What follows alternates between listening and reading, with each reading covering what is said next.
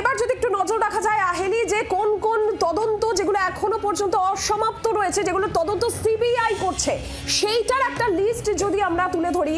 Super numerary অতিরিক্ত শিক্ষক নিয়োগ দুর্নীতি তদন্ত, সেই তদন্ত রয়েছে। প্রাথমিক বিদ্যালয়ে নিয়োগ দুর্নীতি, এসএসসির নিয়োগ দুর্নীতি, আরজিকর কাণ্ড, সন্দেশখালী কাণ্ড তার মধ্যে রয়েছে, এবং রয়েছে চিট ফান্ড কেলেঙ্কারি। এই সমস্ত তদন্ত যেখানে সিবিআই করছে, যেগুলো অসমাপ্ত রয়েছে বলে বলা হচ্ছে। সেখানে সুপার নিউমেরারি রয়েছে, অতিরিক্ত শিক্ষক নিয়োগ দুর্নীতির তদন্ত রয়েছে, প্রাথমিক বিদ্যালয়ে নিয়োগ দুর্নীতির তদন্ত রয়েছে, এসএসসি নিয়োগ দুর্নীতির তদন্ত রয়েছে, আরজিকর কাণ্ড রয়েছে, সন্দেশখালী কাণ্ড রয়েছে, এবং চিট ফান্ড কেলেঙ্কারি রয়েছে। এবং এই প্রত্যেকটি তদন্তই অসমাপ্ত। এবং তারপরে শ্রমিক ভট্টাচার্যের তার এই বক্তব্য কোট আনকোট তামাশা করছে, সেটা কিন্তু যথেষ্ট ইঙ্গিতপূর্ণ। নীলাঞ্জনা, একদমই। তৃণমূল কংগ্রেসের প্রতিক্রিয়া নিয়ে জয়প্রকাশ মজুমদার, তৃণমূল কংগ্রেস নেতা, আমাদের সঙ্গে এই মুহূর্তে টেলিফোন লাইনে রয়েছেন। জয়প্রকাশ বাবু, শ্রমিক ভট্টাচার্য রাজ্য বিজেপির সভাপতি, তিনি বলছেন সিবিআই কি তামাশা করছে, এখন আর কেউ ছোট মাথায় সন্তুষ্ট নয়, কি বলবেন? দেখুন, জোর করে তো সিবিআই এসেছিল বিজেপির একটা চক্রান্তের একটা অংশ হিসেবে। সিবিআই তো দেখবেন আসামে যায়নি, হেমন্ত বিশ্ব শর্মার বিরুদ্ধে যায়নি, শুভেন্দু অধিকারীর বিরুদ্ধে যায়নি। যেসব জায়গায় যারা সামনে চুরি করেছে, ক্যামেরার সামনে টাকা নিয়েছে, এফআইআর এ নাম ছিল, সিবিআই তো তাদের বিরুদ্ধে যায়নি। সিবিআই কে কাজে লাগানো হয়েছিল বেছে বেছে। 4-5 হাজার কেস করেছে, তার একটাও একটা ফ্রুটফুল নিশানায় পৌঁছয়নি। তো শ্রমিকবাবু আজকে কপাল চাপড়ালে কি হবে? যেরকম ভাবে ব্যবহার করেছো সিবিআই কে, সিবিআই এর অন্তরাত্মা নষ্ট করে দিয়েছো, খাঁচার পাখি করে দিয়েছো, নিজেদের কাজে লাগিয়ে কাজ করাতে চেয়েছো। সিবিআই তো আর নিরপেক্ষ তদন্ত সংস্থা নেই।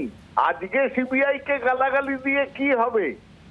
সিবিআইটাকে একদম নষ্ট করে, ধ্বংস করে, এবং ইডিকেও, ভারতবর্ষের সব প্রতিষ্ঠানগুলোকে এই বিজেপি নষ্ট করেছে। এখন ইলেকশন কমিশনকেও করছে, এবং পরে চেষ্টা করবে সামরিক বাহিনীকেও নষ্ট করে। ধন্যবাদ জয়প্রকাশ বাবু। তৃণমূল কংগ্রেস নেতা জয়প্রকাশ মজুমদার ছিলেন। সিপিএম নেতা সুজন চক্রবর্তী এই মুহূর্তে টেলিফোন লাইনে রয়েছেন।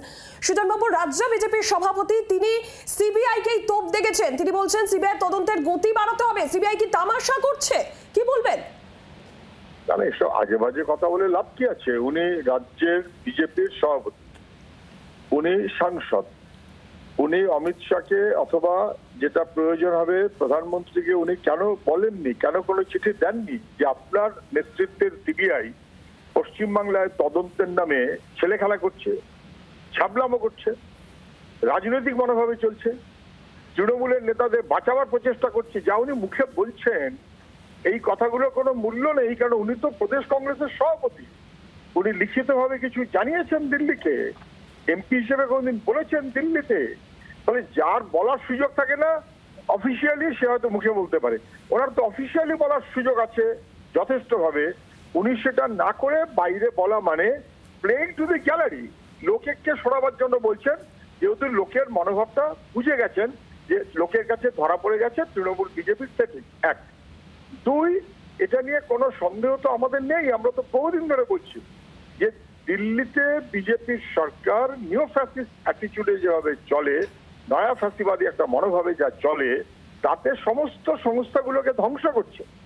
সংবিধান তাকে অমান্য করে, অমর্যাদা করে, পার্লামেন্ট কার্যত তার মূল মন্ত্রগুলোকে নস্যাৎ করে, যেখানে নানান মতের একটা প্রতিফলন ঘটবে, বিরোধীদের মনোভাবটা কি, সরকার তার উত্তর দেবে, সরকার তার জবাবদিহি করবে, এগুলোকে ভেঙে দিয়েছেন। বিচার ব্যবস্থাকে সর্বনাশ করেছেন, নির্বাচন কমিশনটাকে দখল করেছেন। ধন্যবাদ সুজন বাবু, ধন্যবাদ। সুজন চক্রবর্তী সিপিএম নেতা ছিলেন টেলিফোন লাইনে।